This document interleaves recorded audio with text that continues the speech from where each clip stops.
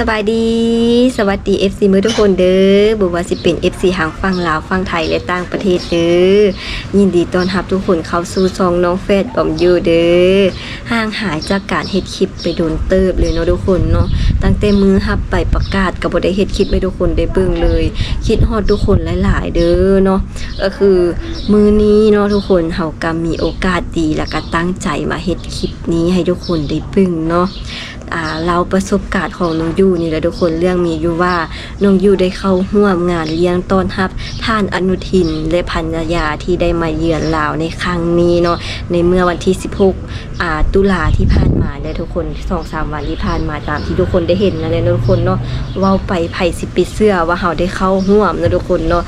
ขนาดตัวน้องยูเองน้องยูก็ยังบ่เชื่อเลยในฐานะเด็กเสิร์ฟคนนึงเนาะทุกคนเนาะว่าสิเป็นแค่เด็กเสิร์ฟก็ได้ดีใจที่ได้เข้าร่วมงานนี้นะทุกคนเพราะมันเป็นการงานใหญ่และก็งานสำคัญอันนึงของเฮาของประเทศเฮาเลยก็ว่าได้เนาะสานสัมพันธ์ไทยลาวเฮานะทุกคนก็ถือว่าน้องยูก็ดีใจเติบที่ได้เข้าร่วมนะทุกคนเนาะเรื่องมีอยู่ว่าน้องยูหันเป็นไปเฮ็ดเวียกอยู่โรงแรมสุภัตตาแล้วทุกคนเนาะโรงแรมที่น้องยูฝึกงานอยู่ปัจจุบันหั่นแหละเนาะทุกคนเนาะแล้วก็ได้จบแล้วก็มาเฮ็ดเวียกนี้ซึ่งเป็นเวียกพาร์ทไทม์เด้อน้องยูยังบ่ได้เป็นพนักงานประจำเนาะทุกคนเนาะแล้วมื้อนั้นท่านเพิ่นก็บอกให้น้องยูไปเวียกปกติอะไรทุกคนแต่น้องยูก็บ่ได้ฮู้ล่วงหน้าเนาะว่าเวียกที่เฮาเฮ็ดแต่ละมื้อหั่นน่ะมันต้องเฮ็ดหยังแต่ว่าไปเฮ็ดเวียกหั่นน่ะก็คือเวียกที่เฮาได้ถนัดเฮ็ดหั่นแหละเสิร์ฟปกติหั่นแหละทุกคนแต่ว่าตามที่เฮาเป็นพาร์ทไทม์นะเพิ่นก็สิบ่ได้บอกเฮาเนาะว่ามื้อนี้เป็นงานงานนี้เด้อให้แบบให้มาฮู้แต่ว่ามีเวียกเด้อมื้อนี้มีงานเด้อจังซี่นะมาเป็นพาร์ทไทม์เด้อประมาณนี้หั่นน่ะทุกคนแล้วน้องอยู่ก็ไปตามปกติหั่นแหละมื้อนั้นไปแล้วก็ไปเห็นทุงเต็มทางเลยทุกคนแล้วทหารตำรวจนะแบบป้ายามลัดทางแล้วจนเต็มเลยค่ะว่ามื้อนี้มีงานหยังเนาะคือแปลกแท้วะทหารตำรวจแล้วก็ทุงไทยลาวเรียนเต็มเลยน่าจะเป็นคนสำคัญของประเทศไทยมาบ่หั่นน่ะทุกคนเว้ากับน้องบอมดิเนาะพอไปนำน้องบอม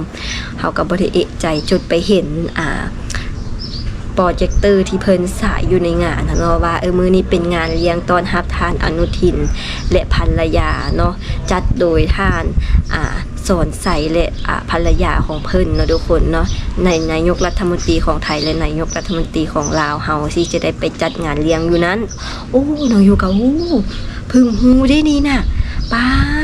เฮาก็ถือว่ามีโอกาสดีเลยเนาะค่ะว่ามื้อนั้นบ่รับงานก็คือแบบบ่ได้เห็นซ้ำนะทุกคนว่านายกรัฐมนตรีของประเทศไทยและภรรยาของเพิ่นในงานหั่นน่ะม่วนซื่นสำใดนะทุกคนน้องอยู่ก็บ่ได้เห็นซ้ำดีแต่ว่ามื้อนั้นมีโอกาสดีได้รับงานเนาะก็ถือว่าเป็นเกียรติและก็ยินดีหลายเลยทุกคนที่ได้รับใช้เนาะซึ่งเป็นแค่เด็กเสิร์ฟก็ตามนะทุกคนก็รู้สึกดีใจแฮงโอเคทุกคนเดี๋ยวเราไปเบิ่งภาพบรรยากาศและก็คลิปที่น้องอยู่รวบรวมมาให้ทุกคนได้เบิ่งนำกันเนาะนี่ก็คือวินาทีที่ท่านอนุทินนายกรัฐมนตรีของไทยและภรรยามาถึงลาวนะทุกคนเนาะก็สิได้มีอ้ายทหารเพิ่นเดินขบวนต้อนรับเนาะพี่น้องเนาะนี่ก็ได้พากันมายืนต้อนรับเพิ่นคือแบบคนลาวหลายๆคนยินดีต้อนรับเด้อทุกคนเนาะยินดีต้อนรับเพิ่นหลายขนาดเห็นภาพแบบนี้แล้วรู้สึกแบบอบอุ่นแฮงทุกคนอันนี้ก็เป็นวินาทีที่เพิ่นได้เดินลงจากยนต์เนาะทุกคนเลยเครื่องบินมาแบบสง่าแฮงห่างภรรยาและท่านอนุทินนะทุกคนแบบอุ้ยสวยมากและหล่อมากตัวจริงของภรรยาเพิ่นนะทุกคนงามแฮงด้วยทุกคนน้องยูเห็นแล้วนี่อันนี้ก็เป็นภาพบรรยากาศของนายกรัฐมนตรีเฮาคือการที่ได้ไปยืนต้อนรับเพิ่นเนาะเห็นแล้วก็รู้สึกอบอุ่นเนาะพี่น้องเนาะ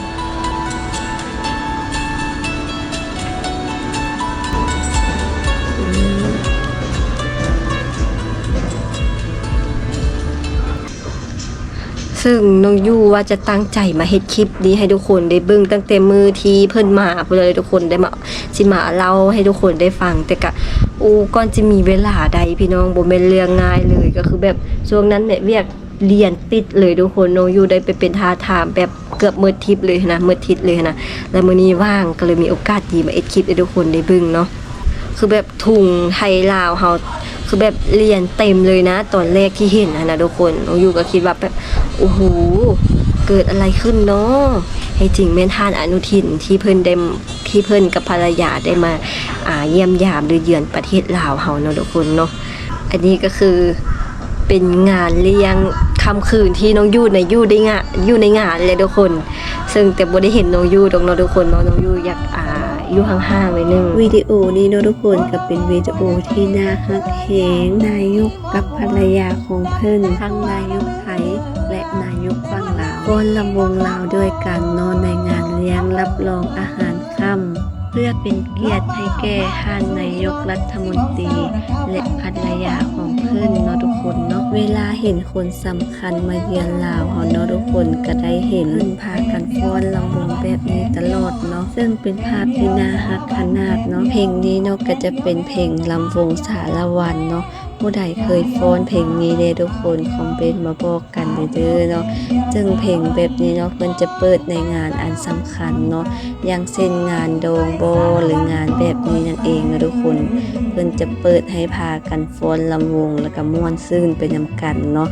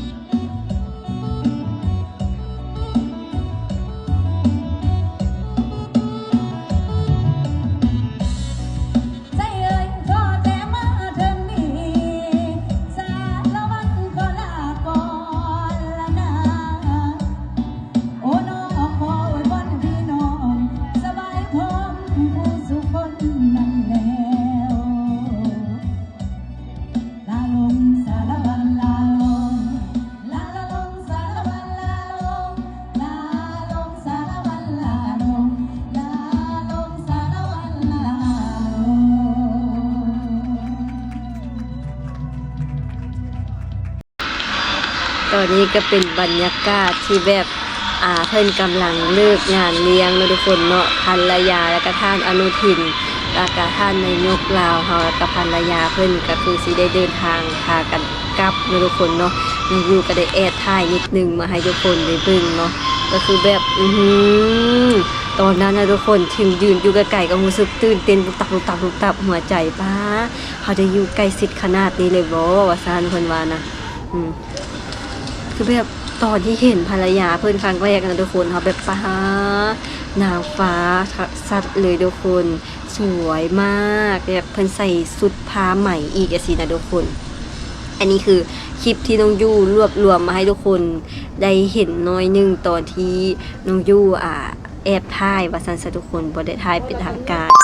75 ปีแห่งมิตรภาพ 2 แผ่นดินไทยลาวยังคงเติบโตอย่างมั่นคงบนพื้นฐานของความใกล้ชิดแล้วก็ความร่วมมือกันระหว่างประชาชน 2 ประเทศนะคะ โดยวันนี้ค่ะ 16 ตุลาคมนายอนุทินชาญวีรกูลนายกรัฐมนตรีพร้อมด้วยภริยาและคณะเดินทางถึงท่าอากาศยานนานาชาติวัดไตสาธารณรัฐประชาธิปไตยประชาชนลาวซึ่งมีนายบัวคงนามมะวงรัฐมนตรีประจำสำนักนายกรัฐมนตรีสปป.ลาวในฐานะรัฐมนตรีเกียรติยศนำคณะฝ่ายลาวมาต้อนรับอย่างอบอุ่นเลยค่ะซึ่งการเยือนในครั้งนี้นะคะถือว่าเป็นการเยือนต่างประเทศอย่างเป็นทางการครั้งแรกของนายกรัฐมนตรีภายหลังเข้ารับตำแหน่งค่ะและยังเป็นโอกาสพิเศษเนื่องในวาระครบรอบ 75 ปีการสถาปนาความสัมพันธ์ทางการทูตไทยและสปป.ลาวด้วยนะคะสำหรับภารกิจสำคัญระหว่างการเยือนนะคะนายอนุทินชาญวีรกูลนายกรัฐมนตรีและนายสอนไซศรีพันดอนนายกรัฐมนตรีสปป.ลาวจะเป็นประธานร่วมในการหารือเต็มคณะค่ะพร้อมทั้งเป็นสักขีพยานในการแลกเปลี่ยนบันทึกความเข้าใจพิธีส่งมอบความช่วยเหลือระหว่างไทยและลาวด้วยค่ะถือเป็นอีกก้าวสำคัญนะครับในการกระชับความสัมพันธ์ระหว่างไทยกับลาวที่ดำเนินมายาวนานกว่า 75 ปี การเยือนครั้งนี้นอกจากจะเป็นการแสดงมิตรภาพอันแน่นแฟ้นของทั้งสองประเทศแล้วนะครับก็ยังมีการพูดคุยถึงแนวทางในความร่วมมือด้านเศรษฐกิจการท่องเที่ยวและการคมนาคมที่จะช่วยให้การเดินทางระหว่างไทยกับลาวนั้นสะดวกมากยิ่งขึ้นในอนาคตอีกด้วยครับ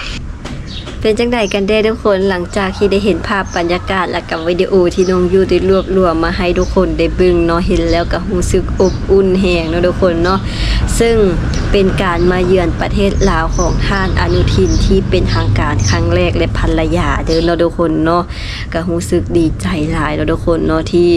งานนี้น้องยูเองก็ได้มีสิทธิ์ได้เข้าร่วมน้อยหนึ่งถึงว่าสิบ่ได้เป็นทางการแต่ก็เป็นการเข้าร่วมที่แบบบ่ได้ตั้งตัวแล้วก็บ่ได้คิดอีกว่าทุกคนว่าครั้งหนึ่งเขาจะได้มา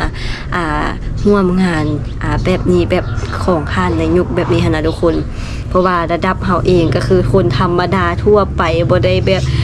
เป็นแบบชั้นขนาดนั้นเนาะทุกคนเนาะแต่ก็รู้สึกดีใจแล้วก็เป็นเกียรติหลายเนาะทุกคนที่ได้มีส่วนร่วมในเข้าในงานนี้เนาะถึงว่าสิเป็นแค่เด็กเสิร์ฟก็ตามเนาะทุกคนเนาะเพราะว่าเฮาเองเป็นแค่คนธรรมดานะก็บ่ได้คิดว่าสิมีสิทธิ์ได้เข้าร่วมในงานนี้แต่ว่ามื้อนั้นก็คือว่ามีโชคอยู่เนาะทุกคนเนาะก็คือได้เข้าไปร่วมรับใจนำเพิ่นเนาะทุกคนเนาะก็รู้สึกดีใจเนาะทุกคนเนาะและอีกที่สำคัญทุกคนน้องยูหั่นน่ะเกือบว่า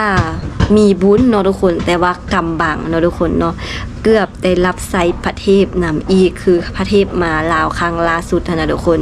วันที่24เมษายนเนาะแต่น้องยูนะไปฝึกงานวันที่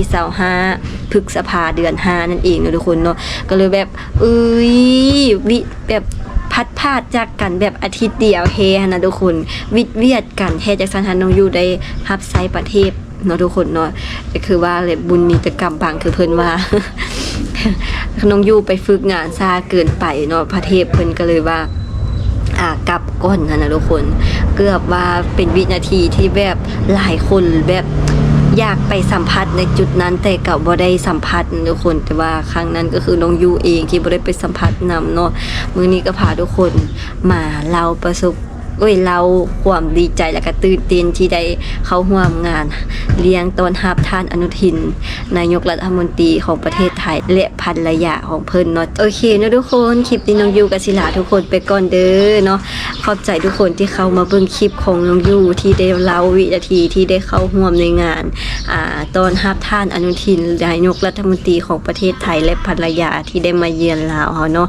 ก็คือแบบเป็นเกียรติหลายทุกคนถึงว่ามันสิบ่ได้ใหญ่อากาศบ่ได้แบบโอ้โหมาลังการขนาดนั้นที่ได้แบบเข้าร่วมนะทุกคนแต่น้องยูคิดว่าเป็นความทรงจำอันนึงแล้วก็สิเก็บไว้ในใจเนาะว่าครั้งหนึ่งเขาได้เข้าร่วมในงานนี้ที่ได้ถึงเป็นแค่เด็กเสิร์ฟก็ตามนะทุกคนแต่น้องยูก็รู้สึกดีใจเนาะเห็นหลายคนยำดราม่ากันเลยทุกคนเด้อหลายคนที่เข้ามาเบิ่งอาจจะแบบมักดราม่านะว่าแค่นี้ก็ออกมาเล่าก็เล่าให้ฟังนะทุกคนว่าเรื่องมันเป็นแนวนี้เขาได้มีโอกาสเนาะได้รับไซต์วิดีโอหน้าเจอกันใหม่เนาะทุกคนเนาะเดี๋ยวน้องยูสิมีเรื่องราวมากมายที่น้องยูได้เข้าร่วมแล้วก็แบบสิว่าจากไหนประสบการณ์ที่แบบเฮ็ดเวียกกับคนไทยหลายอย่างอยากเอามาเล่าให้ทุกคนได้ฟังแต่ก็บ่มีเวลานะทุกคนถ้าว่าเมื่อใดมีเวลาบ้างน้องยูสิมามาเล่าให้ทุกคนได้ฟังใหม่เด้อเนาะสำหรับวิดีโอนี้ก็ขอบใจทุกคนที่เข้ามารับชมแล้วก็เข้ามาเบิ่งน้องยูเนาะสำหรับคลิปนี้ก็ขอฝากทุกคนกดไลค์กดแชร์กด Subscribe เพื่อเป็นกำลังใจให้น้องยูเด้อลาไปก่อนนะทุกคนเนาะบ๊ายบาย